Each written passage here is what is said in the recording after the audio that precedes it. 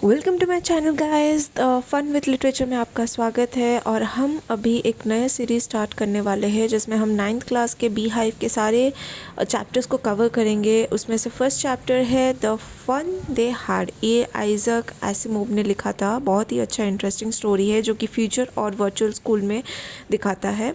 कैसे कि बच्चे कंप्यूटर में पहले पढ़ेंगे, उसके पहले कैसे बच्चे स्कूल में जाके पढ़ते हैं। वर्चुअल क्लास और रियलिटी क्लास में एक अंतर दिखाता है और एक अच्छी ही स्कूल लाइफ का एक अच्छा पल याद दिलाता है।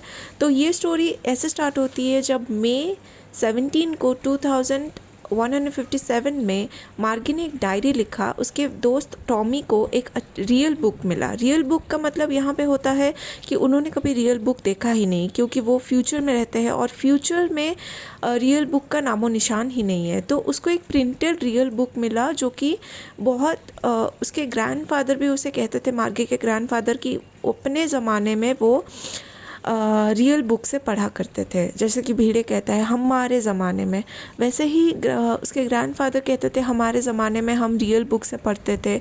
हम भी जब फ्यूचर में जाएंगे तो हम भी अपने पोते पोतियों से बोलेंगे कि हाँ हम रियल बुक से पढ़ते थे, क्योंकि तब तो डेवलप हो चुका होगा, इतना डेवलप हो चुका होगा कि वो लोग वर्चुअलिटी, मतलब आजकल तो एआई सब कुछ होता है, तो वो वर्चुअली क्लास ले रहे होंगे, मतलब कंप्यूटर से क्लास ले रहे होंगे। रोबोट टेक ओवर कर चुका होगा टीचर के प्लेसेस को। तो उसके कहने का मतलब ये, वो इसलिए शॉक हो गई कि उन्होंने एक रियल बुक देखा। एटिक, एटिक मतलब जो ऐसे होता है, ऊपर में एक बॉक्स, घर के ऊपर में एक बॉक्स जैसा घर होता है, उस वहाँ पे उसको एक रियल बुक मिला है। तो मार्गी और उसके दोस्त कभी स्कूल नहीं जाते थे, वो घर पे पढ़ते थे। उनका एक स्पेशल स्टडी रूम होता था और वहाँ पे उसको एक रोबोटिक टीचर, मतलब एक मैकेनिकल टीचर आके उनको पढ़ाते थे। और वो टीचर भी उन्हीं के तरह एडजस्टेड और उन्हीं की नीड की तरह बनाया गया था कि किस बच्चे को कैसा टीचर चाहिए, उस बच्चे को वैसा ही टीचर मिलता था। और अगर वो बिगड़ भी जाता था, अगर वो ख़राब भी हो जाता था, तो उसे काउंटर ऑफिसर इंस्पेक्टर जो होते थे वो उसे ठीक करके वापस भेज देते थे। और यहाँ पे बोलते हैं कि जो कि हमारा वर्चुअल क्लासेस होते हैं उनको इतना मज़ा नहीं आता है, बट फिर भी वो लोग अपने इतने डेवलप हो चुके हैं कि वो ये सब क्लासेस ले रहे हैं, वर्चुअलिटी के क्लासेस ले रहे हैं। और उनको टीचर उन्हीं के तरह से ही एडजस्ट करती है, उनको कैसे पढ़ाना है, क्या करना है, टेस्ट कैसे लेना है, टेस्ट लेती है, ऐसा टेस्ट होता है। और वो कंप्यूटर में ही टेस्ट देते हैं, उनका कुछ बुक्स कॉपी नहीं होता है। और मार्गी अपने मैकेनिकल टीचर से बिल्कुल भी खुश नहीं थी। उसे एक एक्सपीरियंस चाहिए था रियल स्कूल का, मतलब हमारे ज़माने में जो स्कूल है, अभी के जो ज़माने में जो स्कूल है, उसे वो एक्सपीरियंस चाहिए था, क्योंकि वो चाहती थी कि वो अपने दोस्तों के साथ बैठे, खाए, खेले, पढ़े, एक साथ पढ़े। तो वो ये सब एक्सपीरियंस करना चाहती थी, लेकिन वो नहीं कर सकती। और वो लोग एक अच्छे पल का, मतलब अच्छे पल को एंजॉय करना चाहते हैं। हम जैसे अपने स्कूल टाइम में, स्कूल से मतलब रिसेस टाइम में, लंच टाइम में हम लोग कैसे अपने फ्रेंड्स के साथ लंच बैठ के खाते थे, प्ले टाइम में हम खेलते थे। तो वो एक्सपीरियंस उन्हें नहीं मिल पाता है जो कि वो घर पे पढ़ते हैं एक मैकेनिकल टीचर से। और उन्हें ये नहीं पता कि एक टीचर, ह्यूमन टीचर होता क्या है, वो कैसे पढ़ाता है।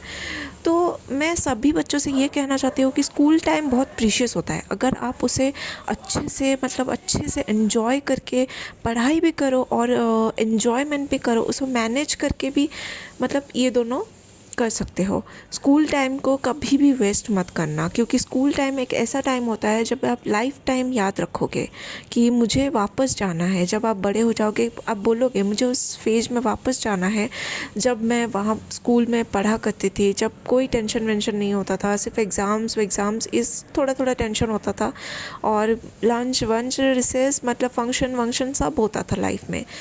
तो उस चीज़ को वो लोग रिमेंबर कर रहे हैं जिन्होंने एक्सपीरियंस नहीं किया, तो हम क्यों नहीं कर सकते, हमने तो एक्सपीरियंस भी किया है। तो स्कूल एक ऐसा टाइम होता है जिसे कोई भी, मतलब मेमोरी से इरेज़ नहीं कर सकता है। वो टाइम सबको ही याद रहता है कि हम लोगों ने कितनी मस्तियाँ की थी, कितने, और दोस्त भी ऐसे होते हैं स्कूल के, मतलब आप भुला भी नहीं सकते हो कि मेरे आप कॉलेज या कोई भी दोस्त भूल जाओ, लेकिन स्कूल टाइम के फ्रेंड्स कभी नहीं भूल सकते। वो लोग ऐसे होते हैं।